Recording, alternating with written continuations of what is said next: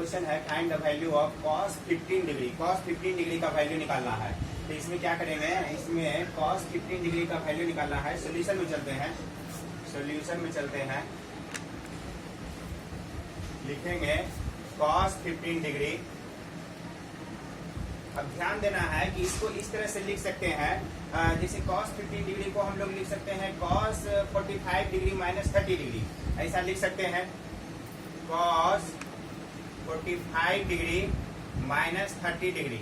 कोशिश करेंगे कि ऐसा वैल्यू रखें ताकि साइन cos में उसका वैल्यू हम जानते हैं। जैसे cos 45 डिग्री या साइन 45 डिग्री इसका वैल्यू हमको पता है, साइन 30 डिग्री और cos 30 डिग्री इसका वैल्यू पता है, इसलिए इसको इस तरह से लिखें, cos 45 डिग्री माइनस 30 डिग्री, इस तरह का लिखें।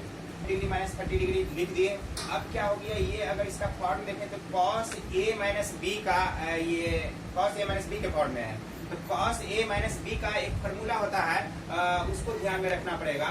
cos a minus b, cos a minus b का फॉर्मूला होता है cos a into cos b plus sin a into sine b, ये फॉर्मूला होता है। इसी फॉर्मूला के आधार पर इसको क्या करेंगे, ब्रेक करेंगे।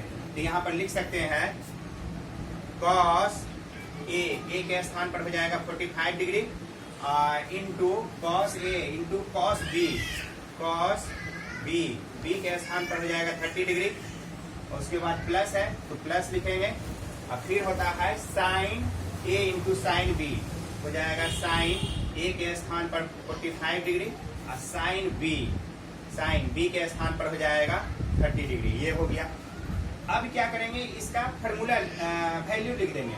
cos 45 डिग्री का वैल्यू होता है 1/√2, लिख दिए 1/√2 इंटू cos 30 डिग्री, इसका वैल्यू होता है √3/2, लिख देंगे √3/2 और प्लस है तो रहने दिए। फिर sin 45 डिग्री, इसका वैल्यू होता है 1/√2 और साइन 30 डिग्री का वैल्यू जानते हैं 1/2। सबका वैल्यू पुट कर दिए। उसके बाद अब कैलकुलेशन कर देंगे। 1 इंटू √3 ही होगा।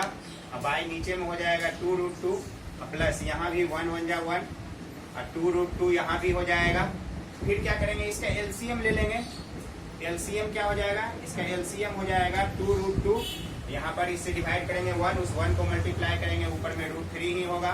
प्लस यहाँ भी इससे डिवाइड करेंगे 1, उस 1 को मल्टीप्लाई करेंगे 1 ही होगा। तो इस तरह से यही आपका cos 15 डिग्री का वैल्यू हो गया। तो बहुत ही आसान था cos 15 डिग्री का वैल्यू निकालना। इसमें क्या किए, cos 15 डिग्री के बदले लिख दिए cos 45 डिग्री माइनस 30 डिग्री। ये cos a माइनस b के फॉर्म में आ गया और cos a माइनस b का फॉर्मूला होता है cos a into cos b और plus sin a into sin b। इसका यहाँ पर cos 45 डिग्री का वैल्यू, cos 30 डिग्री का वैल्यू, sin 45 डिग्री का वैल्यू, sin 30 डिग्री का वैल्यू पुट कर दिए। उसके बाद कैलकुलेशन करने के बाद यहाँ पर √3 + 1 और बाई 2√2 आया। तो यही cos 15 डिग्री का वैल्यू हो गया √3 + 1 बाई 2√2। तो ये बहुत ही क्वेश्चन आसान था, इसको सॉल्व करना बहुत ही आसान था।